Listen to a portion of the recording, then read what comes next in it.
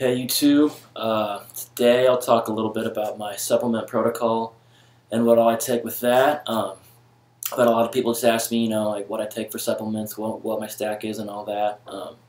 So yeah, but first of all, since I get accused of this a lot and get asked about this a lot, I am completely natural. I've been doing natural drug tested shows for about four years now. I know that doesn't mean a lot to a lot of people because, not gonna lie, there's definitely cheaters out there that find a way to pass the drug test and get past it and all that. But I personally go by the honor code. I know what all I'm taking and putting in my body, and I just assume that most of the other competitors are doing the same and on a similar level. So yeah, and I only weigh like 160 to 165 at most on stage, at like between 5'10", 5'11". Figured if I was taking some gear or assistance, I'd weigh a lot more than that, or at least I would assume so. I would like to. But yeah, and also I've been lifting for like 6 years, seriously, with like 3 years before that of like high school weights and shit like that. So I already had a decent base going in there, so yeah, a little background there. But about the supplements I actually take, obviously I take protein. Right now I'm just taking like a protein blend, actually Phase 8 by Muscle Tech. I like that one a lot just because it's got multiple types of protein in there, so it's good, after workout, before bed, just due to the different types of protein all working in there. And the main reason why I liked it so much is with like a little bit of water, it mixes up into like a pudding form. So when I was cutting for my contest prep, when I got down to really low like calories and was just like starving all day, mixing that into a pudding form as opposed to just drinking it in a shake in like 5 seconds, that filled me up a lot more, having more substance to actually like eat and take my time eating as opposed to just like liquid. So that was a game changer and a lifesaver with contest prep.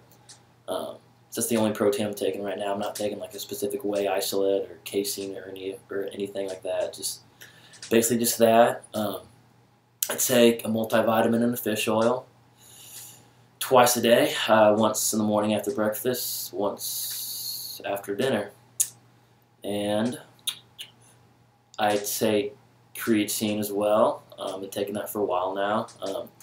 I've usually taken creatine mono in the past, but in the past year or so, I've been taking Creacore by Muscle Tech. I just kind of heard good things about it.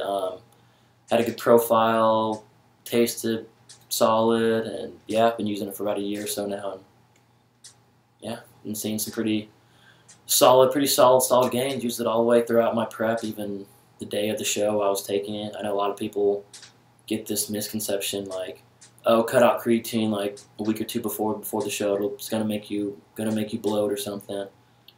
I don't really think that's the case. I have heard of instances where creatine mono can cause certain people to bloat, but at the same time, it's hard to tell whether that's actually true or if that's just a factor of them not drinking enough water. Because if you're on creatine, you need to drink a lot of water to compensate for that. So if you're not drinking enough water, yeah, you could get a little bit bloated in that process.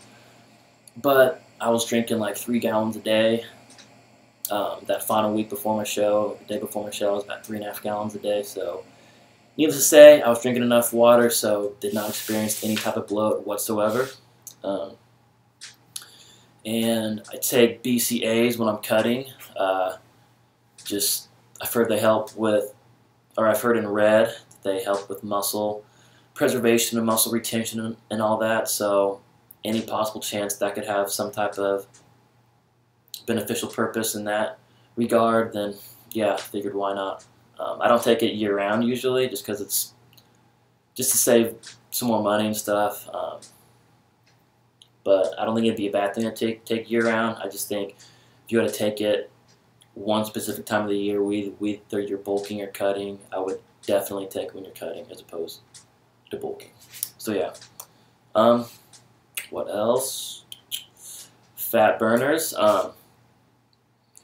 I take one fat burner, usually the last like 5 to 6 weeks of a contest prep, just to help with like the last stubborn bits of fat.